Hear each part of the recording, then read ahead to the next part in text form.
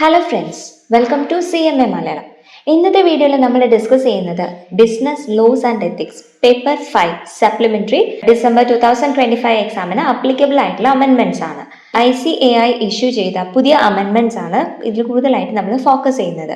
ഇത് exam point of വ്യൂവിൽ വളരെ ഇമ്പോർട്ടൻ്റ് ആയിട്ടുള്ള ടോപ്പിക്സ് ആണ്. അതിൽ ആദ്യത്തെ അമെൻമെന്റ് MCA പോർട്ടൽ V3 മൈഗ്രേഷൻ ഫെബ്രുവരി 2025 മുതൽ അത് ഇംപ്ലിമെന്റ് ആയിട്ടുണ്ട്. മിനിസ്ട്രി ഓഫ് കോർപ്പറേറ്റ് അഫയേഴ്സ് ഇപ്പം നമ്മൾ യൂസ് ചെയ്യുന്നത് വേർഷൻ 3 പോർട്ടൽ ആണ്. അതാണ് ഇപ്പോൾ ഓപ്പറേഷണൽ ആയിട്ട് ഇരിക്കുന്നത്. പഴയ V2 പോർട്ടൽ ഇനി നമുക്ക് യൂസ് ചെയ്യാനായിട്ട് പറ്റില്ല. അതേപോലെ തന്നെ ഫോംസ്, ഇമ്പോർട്ടൻറ്റ് ഫോംസ് ആയിട്ടുള്ള AOC 1, 2, 4 series, MGT 7, ADT series, CRA 2, GNL 1 ഇങ്ങനെയുള്ള എല്ലാ ഫോംസും ഇനി V3 വഴി മാത്രമാണ് ഫയൽ ചെയ്യാനായിട്ട് പറ്റുന്നത്. സിമ്പിൾ വേർഡ്സിൽ പറയുകയാണെങ്കിൽ കംപ്ലയൻസ് പ്രോസസ് കംപ്ലീറ്റ് ആയിട്ട് ഡിജിറ്റലൈസ്ഡ് ആയിട്ടുണ്ട്.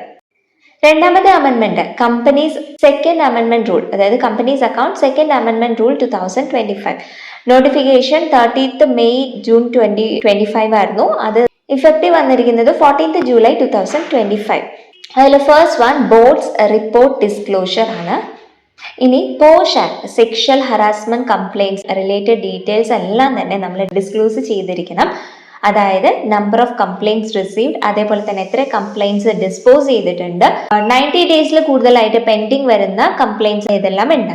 അതേപോലെ തന്നെ maternity benefit act complaints declaration കൂടി ഇതിൽ ആഡ് ചെയ്യണം. ഇതാണ് നമ്മുടെ ബോർഡ്സ് റിപ്പോർട്ട് ഡിസ്ക്ലോഷറിൽ പുതിയതായി വന്ന മാറ്റം.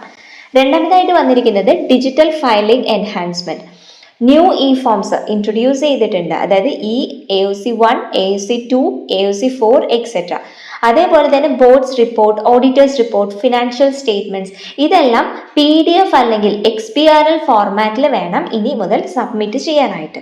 അതർ അമെൻമെന്റ്സിൽ വരുന്നത് effective from 14th July 2025 management and administrative rules ആണ്. അപ്പോൾ മാനേജ്മെന്റ് റൂൾസിൽ ഇപ്പം ഫോം MGT 7, 7A, 15 ഇതെല്ലാം അപ്ഡേറ്റ് ചെയ്തിട്ടുണ്ട്. അതിൽ നമ്മൾ പുതിയതായിട്ട് ഇൻക്ലൂഡ് ചെയ്യുന്നത് രജിസ്റ്റേർഡ് ഓഫീസിന്റെ ഫോട്ടോ, ഇൻഡെപ്റ്റ്നെസ് സമ്മറി, അതേപോലെ തന്നെ ഷെയർ ഹോൾഡേഴ്സിന്റെ ഡീറ്റെയിൽസ് എല്ലാം തന്നെ എക്സ്പാൻഡഡ് ഫോം. ഇതെല്ലാം നമുക്ക് ഇപ്പം ഇനി ഫയൽ ചെയ്യണമെങ്കിൽ V3 പോർട്ടൽ വഴി മാത്രമാണ് ചെയ്യാൻ പറ്റുക. V2 കംപ്ലീറ്റ് ആയിട്ട് സ്റ്റോപ്പ് ചെയ്തിട്ടുണ്ട്, ക്യാൻസൽ ആയിട്ടുണ്ട്. പിന്നെ വരുന്നതാണ് audit and auditors rule ADT form. ഇതും നമ്മൾ ഓഡിറ്റേഴ്സ് റൂളും അപ്ഡേറ്റ് ആയിട്ടുണ്ട്. ADT 1 and ADT 4. Fraud reports എല്ലാം ഉണ്ടെങ്കിൽ ഇനി ഇലക്ട്രോണിക് സബ്മിഷൻ വഴി മാത്രമാണ് ചെയ്യാൻ പറ്റുള്ളൂ, അതായത് ADT 4 വഴി. കോസ്റ്റ് റെക്കോർഡ്സ് ആൻഡ് ഓഡിറ്റ് റൂളിൽ പറയുന്നത് CRA 2, CRA 4 extra fields add ചെയ്തിട്ടുണ്ട്.